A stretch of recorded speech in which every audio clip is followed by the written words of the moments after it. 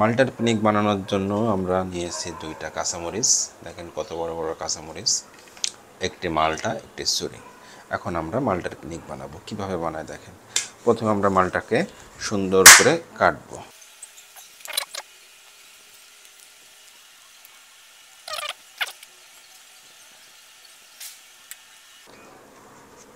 খুব সাবধানে মালটা ছিলে নিতে হবে যাতে হাত না কাটে।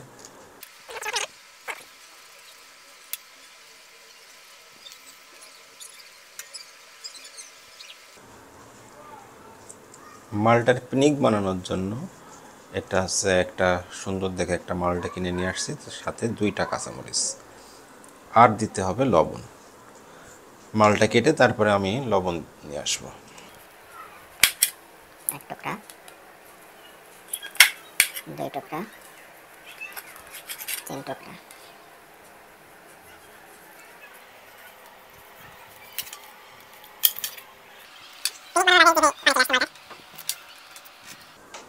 দেখেন কি সুন্দর করে আমি কেটে সাজাইছি। এখন হচ্ছে আসল কারিশমা, এই যে কাঁচামরিচ।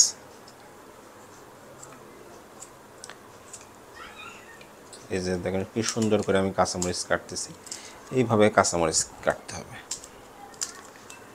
বড় বড় করে কিন্তু কাঁচামরিচের টুকরা করা যাবে না, ছোট ছোট করে কুচি কুচি করে কাটতে হবে, তাহলে ঝালটা কম লাগবে।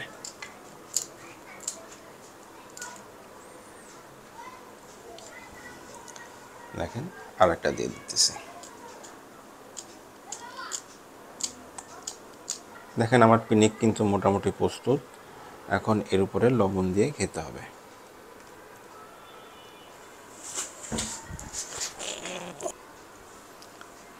এই যে একটু লবণ নিয়েছি, লবণ দিয়ে আমি সুন্দর করে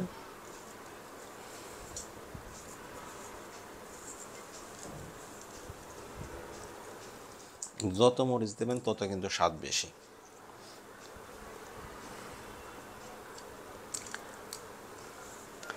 এখন এই জানিয়েছি দেখেন, এখন আমি পরিবেশন করব খেয়ে। কেমন হয়েছে আমি আপনাদেরকে খেয়ে বলবো। এই দেখেন, এই দেখেন কতগুলো মরিচ।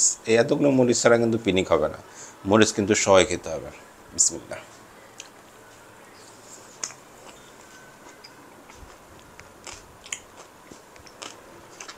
আকিব একটা খাবে নাকি? এই দেখেন মরিচ নিচ্ছে। মরিচ ছাড়া কিন্তু একদমই পিনিক হবে না। পিনিক শরীরে আনতে হলে অবশ্যই মরিচ খাইতে হবে।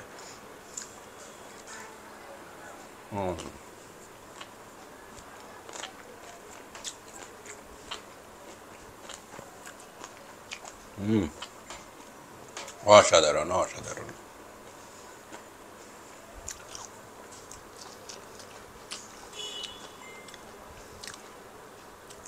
যারা আমার থেকে আরও বেশি ঝাল খান তারা আরও বেশি ঝাল দেখাবেন।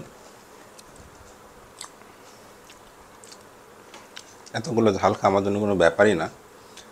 যত পিনিক তত ঝাল। এই দেখেন,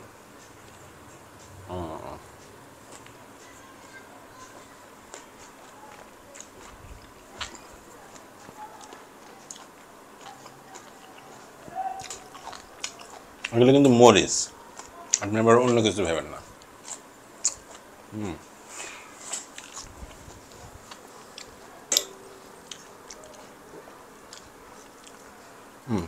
একেবারে খেয়ে দেখ কেমন মজা।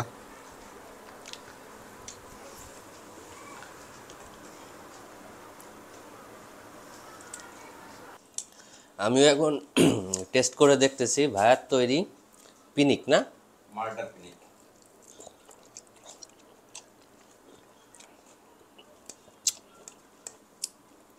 অসাধারণ হয়েছে। কি ঝাল কি বেশি লাগে? না, আমার কাছে এইটুকু ঝাল কোনো বিষয় না।